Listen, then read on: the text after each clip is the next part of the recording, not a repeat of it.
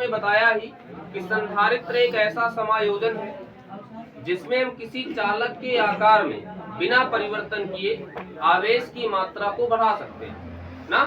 हमने अभी बताया कि अगर कोई चालक हमारे पास है, और हमने अभी दिखाया भी और तुम्हें समझाया भी था, है ना, कि अगर हमारे पास कोई चालक है तो उस चालक के आकार में हम कोई परिवर्तन नहीं करेंगे, बिना परिवर्तन किए हुए हम उसमें आवेश को बढ़ा सकते हैं, आवेश की मात्रा। ठीक है, तो ऐसी व्यवस्था को, जो व्यवस्था हमने अभी बनाई थी, उसी व्यवस्था को क्या कहा जाता है? संधारित्र कहा जाता है, समांतर प्लेट संधारित्र। देखो समांतर प्लेट संधारित्र कैसे होते हैं? इसमें जो है दो प्लेटें होती हैं, दो प्लेटें अभी बनाकर दिखाए भी थे तुमको।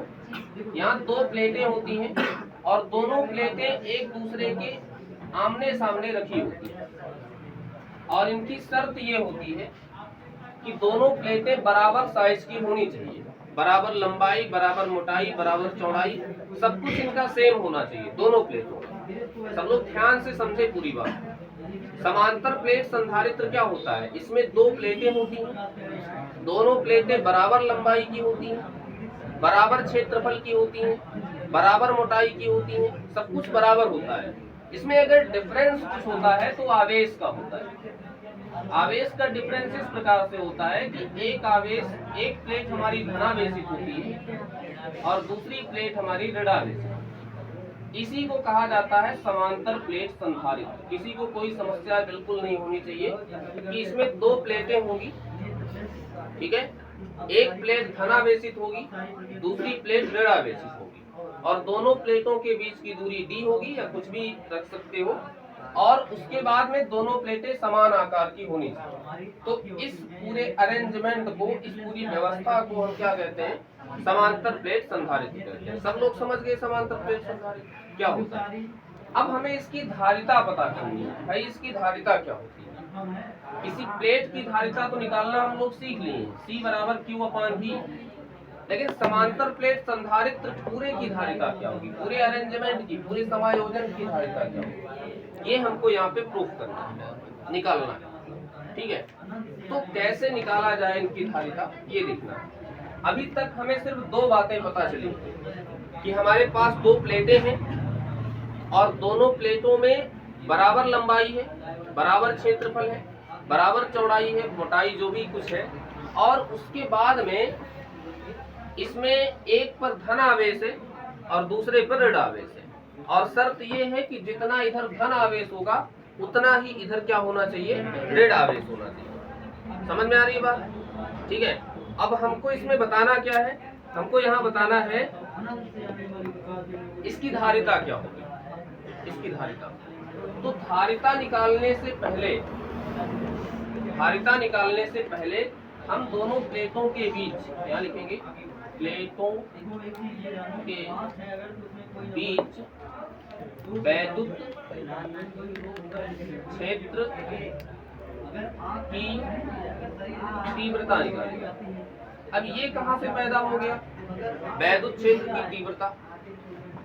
कभी भी दो आवेश, एक धन आवेश हो और एक ऋण आवेश हो, अगर एक दूसरे के आसपास रखे होंगे, एक दूसरे के आमने सामने रखे होंगे, तो 110% ये तय है कि वहां पर एक इलेक्ट्रिक फील्ड क्रिएट हो जाएगी, एक वैद्युत क्षेत्र स्थापित हो जाता है। कहीं भी, कभी भी अगर एक तरफ धन आवेश रखा हो, एक तरफ ऋण आवेश रखा हो, तो उनके बीच में क्या स्थापित हो जाता है? वैद्युत क्षेत्र स्थापित हो जाता है। ठीक है, वैद्युत क्षेत्र स्थापित हो जाएगा नहीं उनके बीच में।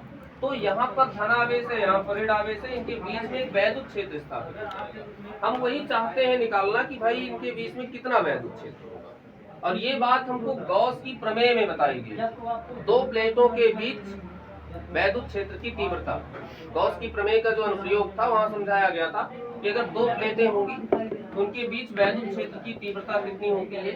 E बराबर सिग्मा/एप्सिलॉन नॉट। E बराबर क्या होता है? सिग्मा/एप्सिलॉन नॉट। तो इनके बीच वैद्युत क्षेत्र की तीव्रता तो ये होगी। अब इनके बीच वैद्युत विभव कितना होगा? विभवांतर ये भी पता कर लिया जाए। भाई V बराबर क्या होता है? E × D। तो यहाँ पे क्या हो जाएगा? E बराबर E × D, और ई का जो मान है, ई का मान हमने निकाला है sigma upon epsilon not into D. Sigma के बारे में तुम्हें वहां बताए थे। सिग्मा एकांक क्षेत्रफल में उपस्थित आवेश की मात्रा को हम क्षेत्रफल आवेश घनत्व कहते हैं या पृष्ठीय आवेश घनत्व कहते हैं। एकांक क्षेत्रफल में उपस्थित आवेश की मात्रा को गॉस की प्रमेय में सारी बातें बताई गई थी। तो सिग्मा बराबर क्या होता है, Q अपान ए, ये हमने लिखवाया था। रेखीय आवेश घनत्व और क्षेत्रफल आवेश घनत्व। रेखीय आवेश घनत्व लैम्डा से दिखाया जाता है और उसमें क्या बताए थे, एकांक लंबाई में उपस्थित आवेश की मात्रा। और क्षेत्रफल आवेश घनत्व क्या होता है, एकांक क्षेत्रफल में उपस्थित आवेश की मात्रा, जिसको हम सिग्मा से दिखाते हैं। सिग्मा बराबर क्या होता है, Q बटे ए। हमें Q बटे ए यहाँ रख देते हैं। B बराबर सिग्मा की जगह पर लिख दो Q बटे ए और एप्सिलॉन नॉट यहाँ पहले से लिखा हुआ था और इनटू में। तो कुल मिलाकर हमें दोनों के बीच का विभवांतर पता चल गया ना पता। हमें बताना क्या था, इसमें बताना था समांतर प्लेट संधारित्र की धारिता। तो धारिता का सूत्र क्या होता है, धारिता का सूत्र C बराबर क्या होता है, Q बटे V होता है नहीं, और C बराबर Q बटे V। V का मान कितना है, देखो V का मान है Q D upon A epsilon. ये कट गया, ये एक स्टेप, दो स्टेप, तीन स्टेप, ये लास्ट वाला पलट कहाँ चला गया। तो C बराबर हो गया A epsilon not upon D। ये होती है समांतर प्लेट संधारित्र की धारिता। एकदम आसान काम है। सबसे पहले तुम्हारे पास दो प्लेटें होगी, दोनों की लंबाइयां बराबर होगी, दोनों के क्षेत्रफल, मोटाइयां सब कुछ बराबर होगी।